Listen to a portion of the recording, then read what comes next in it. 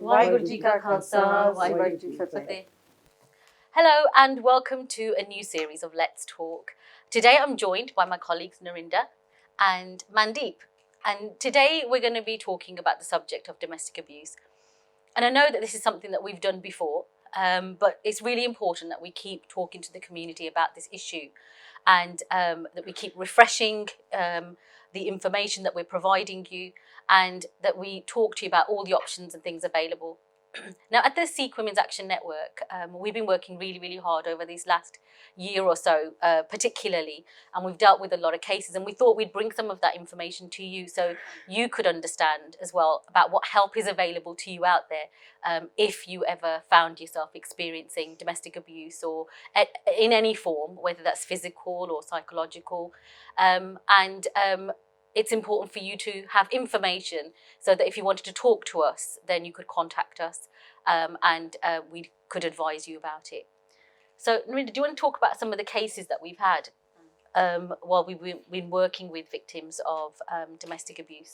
Yeah, I mean, we've had cases where victims have been male and female, and most of the cases they've had a range of different forms of abuse. So it's not just been physical abuse, it's been physical abuse, it's been mental abuse, a lot of coercive control. Usually aligned with that, we also have financial abuse. So it's a whole range of different types of abuse. So if we just talk a little bit about the different types of abuse, just to elaborate in terms of what constitutes physical abuse. So physical abuse is when someone actually hits you, either with an object or with their hand, or they have an action that makes you feel that they're going to physically hit you. So you're so frightened that you think they're going to physically hit you. It could be like, you're standing there and they bang a wall next to you or thump a wall or something. You think that's actually going to hit you. So that's classed as physical abuse. And quite a lot of people think that if they aren't physically being abused and they are enduring the other types of abuse, then maybe they aren't a victim of domestic abuse, but that's not the case. I mean, you've worked in the sector for over 24, 25 years now, Sudhi, so you know that better than any of us.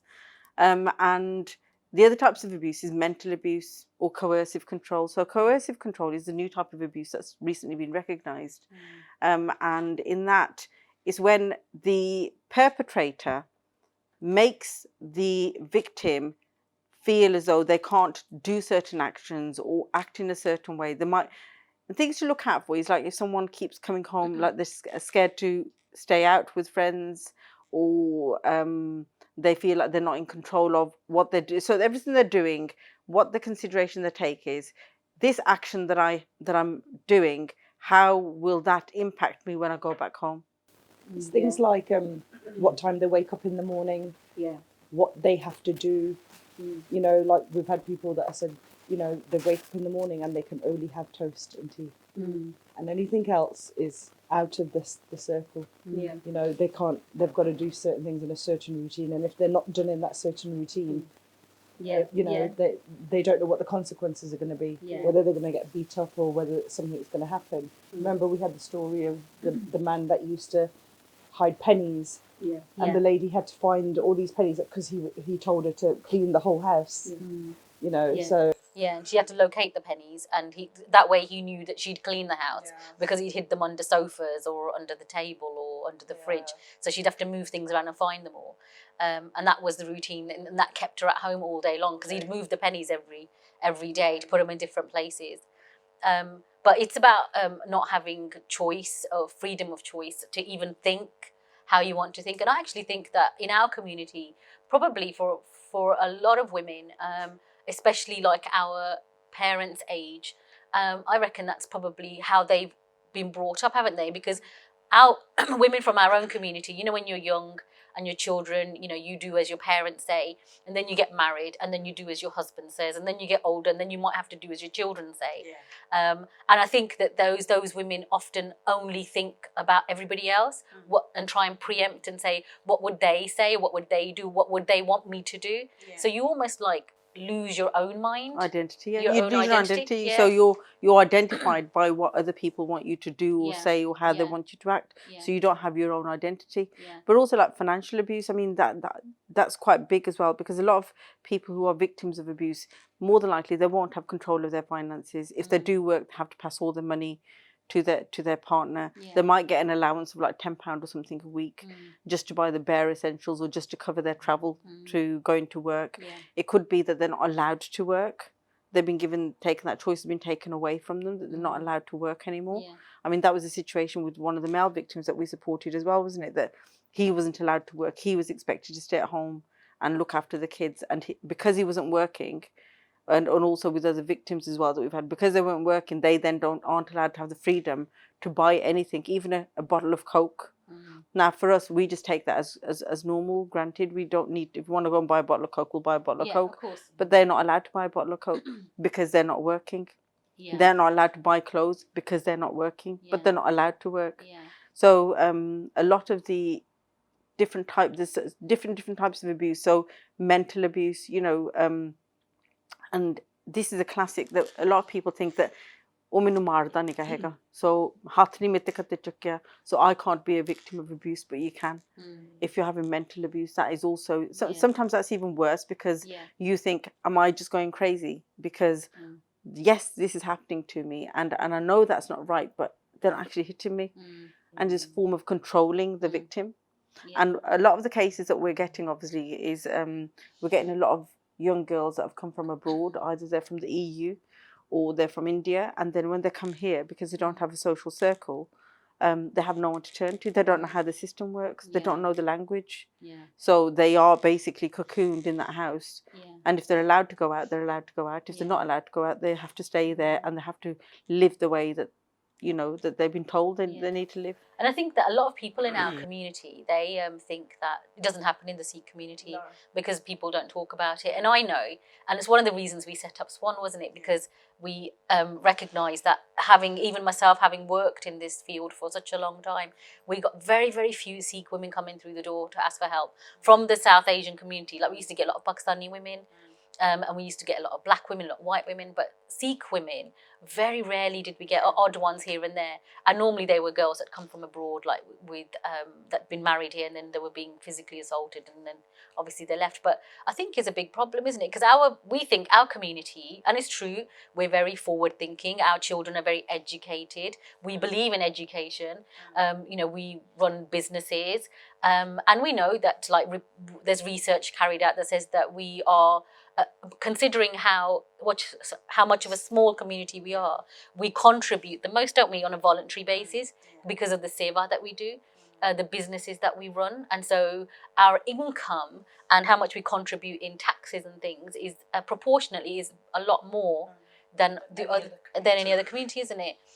And even education-wise, as yeah, well. yeah, absolutely. Our kids are doing a lot better than the rest of the other communities. Yeah, because we focus, don't we? So I think people think, oh, that community is very forward, they're very educated, they're very wealthy, and it's not in everybody's case, but they think, oh, domestic abuse can't be a problem in that community. But actually I think it is, and it's very hidden. And because we've been working in this field, and we set up SWAN because of the fact that women weren't reporting, we're inundated, aren't we now, with cases? And the thing is, I mean, it was quite interesting because when we delivered one of our last training sessions, one of the people that attended the workshop, they said, but we don't get people coming to us from the Sikh community. But like you said, we're inundated. We're getting loads of cases coming through. I think the other thing as well, which I'd like to try and cover on a little bit as well, is that if you have a relative who is a victim of domestic abuse, what sort of signs should you be looking out for? If someone is being abused and they might be too scared to tell someone, what are the sort of signs that you would look out for? Yeah.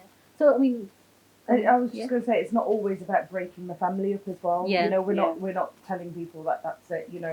This is happening. That's it. We're going to take you away, and you can't see your family ever again or your kids. It's about talking through the whole process and supporting the victims to make their own choices, isn't it? Yeah. Because I think some people think if we tell somebody, an agency, oh, social service, I don't know, oh, we're going to have to go to hostels, and the hostels are really horrible places.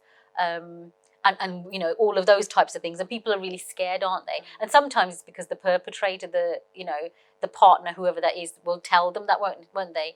That if you try and leave, or if you tell anybody about what's going on, the police will get involved, or the children will get removed. Yeah, or you might get sent back to India. Or you might get sent. Yeah, absolutely.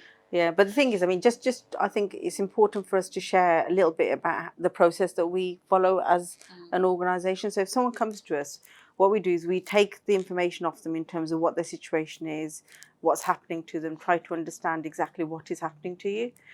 We then try and identify what your needs are, and we would never ever say to anyone, you need to leave. Yeah, that has to go. The person who's a victim, the way that we see it, has already had the choices taken away from them.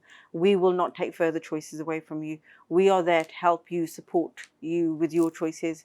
So if you decide that you want us to support you, whichever way that we will identify what all of your needs are. We will do a proper DASH assessment, which is recognised by the police, which will let us know, are you a low risk victim, a medium risk victim, or a high risk victim. We will then put together a support plan for you. So if you wanted to leave, how will we support you? Do you have issues in terms of housing? Will you be homeless? Do you have issues in terms of finances? Do you have money? Do we need to help you claim benefits? Are there issues in terms of children? Safeguarding issues. Now, one of the things I do want to cover in the show is about the impact on staying in an abusive relationship to children. A lot of people stay in a relationship thinking we're staying for our children, but actually staying in an abusive relationship actually has an adverse effect on your children, and it causes damage to them mentally and physically. And we'll talk about ACEs, and it's called Adverse Childhood Experiences. So we will talk about that a little bit later on in the show in terms of exactly how that impacts you. And it goes in, and those ACEs carry on further on in life in terms of impacting you as an adult, unless you get the help that you need to try and deal with the situation. And I think a lot of people in our community don't know about that. So we're going to touch on that a little bit later on. And also immigration. If you have got immigration issues, if you haven't got status here, we will help you talk to the right people to get you the support that you need. So what we say is that you have a choice. If you decide that you can no longer put up with the way that you're being treated, if you come to us, we will talk you through what your options are, and then we will support your options. Our telephone number is 07525 900 648. That's 07525 900 648. Or our website is swanempower.co.uk. So you can either contact us on email as well, which is at swanempower@hotmail.com. So you can contact us on a number of different ways, however you feel comfortable. And we will talk through the options with you, and then we will support you with how you want to do things. If you need an injunction, if there's fears of reprisals, if you left the relationship, we will support you in that as well. Recently I had a I also just wanted to add that everything is confidential, strictly. Everything is, all notes are always locked away, and we do follow the protocol. Absolutely. And we don't talk to anybody, do we? Everything's data protected, unless somebody's at severe risk of harm, or children need to be safeguarded. Only at that point will we talk to anybody. Otherwise we don't, and we won't pressurize you to report to the police if you don't want to. You don't have to make statements and things like that if you don't want to. But there is something though that I think is something really quite, for me anyway, particularly even having worked in this field for 23 years, something that's really, really new to me is the number of cases where our Sikh women are only having the religious undergarage, and not having a formal legal registered marriage. Yeah, that was a real eye-opener for me too, because I never knew that existed. I always thought in the Sikh community everyone had registered marriages, but a lot of people aren't. The Gurdwara isn't actually meant to have the Anandgaraj ceremony until they have the registry anyway. That's what I thought. It's not allowed to happen, so there is obviously somewhere that's that's doing them. They're allowing it to happen, aren't they? Yeah. Yeah, but obviously women are being abused in that way because there's different cases that we've had to deal with. Some around the fact that somebody's been married for a long time but only had the nandgaraj, and then there's legal issues with the houses, the property after domestic abuse happens. Because if you're not legally married, then who has the rights over the property, over the children, all of these things? It's really confusing. And obviously we're not legally trained, so we can't talk from the legal perspective. But we obviously do work with solicitors to try and help deal with those cases. Or like, there's a case where a young woman is being married, thinking she was going to have a register as well, but then only had the nandgaraj. And then 6 months later, the family don't want anything to do with her. Where does she stand? Because she's lived in that house. The husband and wife have had husband and wife relationships. And then the in-laws, everybody's being abusive to her. She's now gone back home, and where does she stand? She's got no legal rights. She can't do anything because she's only had a nandgaraj, and in this country it's not recognised. It's really very, very sad. And she's left traumatised and feeling violated and everything. Yeah, because we knew that was something that happened in the Muslim community, but we never actually knew it happened in our community as well. So I think that's been a real eye-opener for us, and I think there needs to be some education about that. And it's not about so anything negative. It's about a person having a registered marriage, so they have equal rights in a relationship, in a marriage, in the eyes of the law. Yes, I know. A lot of the women that we spoke to that are in that situation, they've said that we've had the nandgaraj. So in Guru Maharaj's, we've had the blessings of Guru Granth Sahib Ji, and we don't need anything further than that. We've had the nandgaraj, but when obviously things have gone badly, then like you say, they haven't got a leg to stand on, and it's very difficult to get them any sort of like justice. So it is an issue. It is an issue. I think, and then the other thing is around around abuse. It's not directly linked to abuse, but it is in a sort of one way is like the cost of marriages and things. Cost of weddings. How expensive is it for upper weddings, and people are spending thousands and thousands of pounds on our weddings, and people are feeling pressurized, and okay, we don't do the Daj, and like they do in India. There's still obviously a lot of problems in India. It still does happen because you're spending so much on what's expected from the party to what the bride then takes to her house. To her in-laws. And the weddings are getting more and more lavish. You get like chocolate fountains and photo booths. I mean, you never had photo booths back in the day. Photo booths, like a whole range of like desserts and ice sculptures, and it is getting more and more extravagant, isn't it? But do you know what the average cost of an English white wedding is? I think it's about 10, 15. It's in between £5,000 and £10,000. Okay, so on average, a white English wedding is £14,000.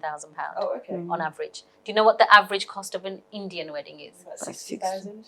Spot on. £60,000 on average. Yeah, my cousin spent 80,000 on their daughters. Why not give the money to the children and let them put it on a deposit on a house if you want to give that, spend that. So there's also the pressure from the families in terms of having these big lavish weddings, where in the past, and you think that nowadays children in the next generations are thinking, we're not going to have such big weddings, we'd rather give them money for a house or whatever. But you hear of so many cases where even after the wedding and all the kharcha, the in-laws will carry on still being abusive because they're thinking, they haven't given enough. So that's another form of abuse. That's another form of financial abuse where on not just the victim but also the whole family. Yeah, it is emotional and psychological. Abuse as well. Like it's mene maanne, as they say. Ki ditta, like this, that, and that is where that is abusive. If you constantly belittling and putting somebody down, that is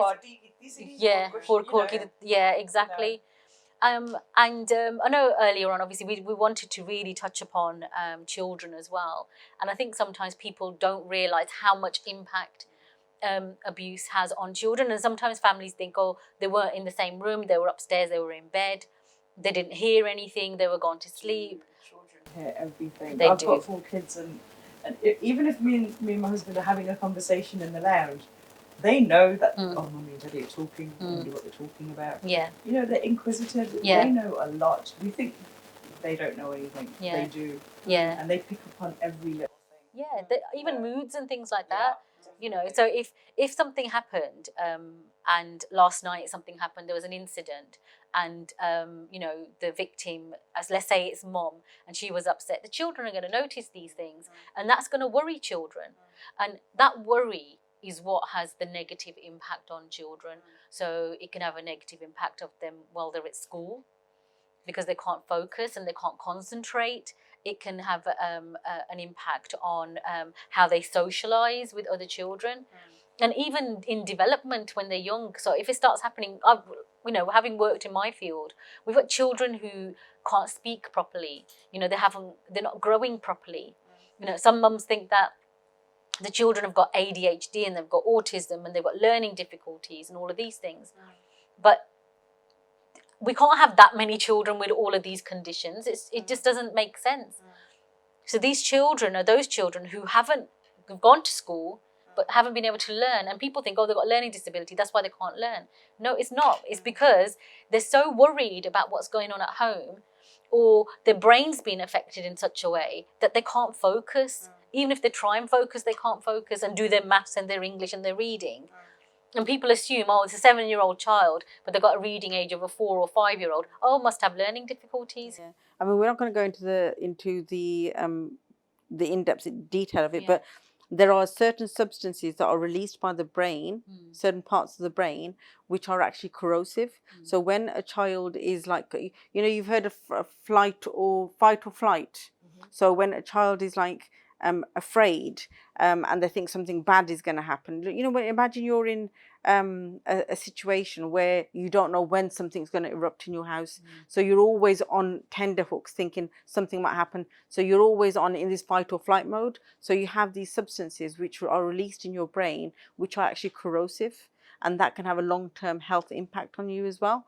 But then can you imagine, like, say for example, if you put your hand on your head and you press your head and your head is compressed, that's really what it's like if you're stressed or you're worried or you're suffering from anxiety. And all these are the symptoms if you know, you are living in a situation where there is abuse in a house, whatever different types of abuse. Sometimes it can also happen in a household where mum and dad are constantly arguing, and you know, and the children don't know, like they feel under pressure because the two people they're supposed to rely on are constantly fighting, they're constantly arguing. So that's going to have a negative impact on the children. And then they also think that behaviour is normal as well. They can So learn then they behaviour. then grow up to then be just like their dad or their mum was. You know. So you need to be, children need a household, a happy environment, so that'll allow them to flourish. And I think a lot of the time we hear that people have stayed in a relationship thinking, even if it was abusive, thinking we stayed to allow the children to have a mum and a dad in the relationship, not understanding the adverse effect it's had on them, you know, psychologically, like I said, and physically and mentally, and long-term impact of that. Yeah, absolutely, long-term. And I was just going to say that one of the really important things is that we've learned more recently, and this is based on study, so scientific research, and it's come over from America, and they did this research with over 17,000 children who had these negative experiences as children, that later on in life, it can bring on early onset diabetes, it can bring on cancer, heart disease, because that chemical, the cortisone that's released into the body, overexposure of that can cause these physical adversities to your body and make you ill, physically ill. And so you will see young people who have been in domestic abuse situations as children being in their 30s with diabetes. And people say, well, how come they got diabetes? They're so young. Is it because of their diet? Is it because they're eating too much sugar or not enough exercise? You know, you can do all of those things. You could be really healthy. You can go to the gym. You can eat well. But if you've had real negative experiences as children, the likelihood is you will still develop diabetes early on in your life, and as well as cancer or heart disease and things. And so it's really important that people understand it's not just about young children having mental health problems, which is a really important issue as well on its own. You know, they do become mentally ill, and you know, we'll be doing a show on mental illness as well, but the physical side of it as well. And I think people don't understand. They don't know. They haven't got the knowledge around understanding what impact it has. You know. And if any of our viewers want to look into that, Google adverse childhood experiences. That's what it is. That's the official known definition of it. So our telephone number, if you want to have a chat with us about any of this, is 07 525 900 648. That's 07 525 900 648. If you want to just have a confidential conversation with us and just talk things through, or come and meet with us, have a chat, we're more than happy to have a chat with you. No pressure at all to take any action. Sometimes it just helps to talk to someone who's neutral and outside of the situation. And if you know, even if it's on the telephone, then you don't even have to give us your name. We'll have a conversation with you, and we can talk you through if you're confused about something, or you just want to understand what your options are. We'd be happy to talk through those. And we don't do a 9 to 5 service. We work evenings and weekends because domestic abuse doesn't stop at 5 o'clock. How we clock off from the office at 5 o'clock, it doesn't. It's more likely to be happening in the evenings and the weekends, because that's where obviously everybody's in the family home. And things like finances and stuff, like at the moment, you know, people are struggling. We know that, we can see it, you know, financially with jobs and austerity and all the rest of it.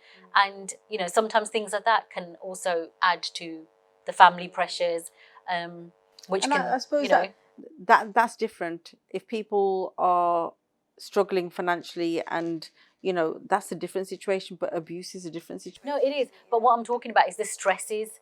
You know, when you become really stressed and you've got financial issues, and then what happens is people find it very, very difficult to manage their anger, because of their stress levels.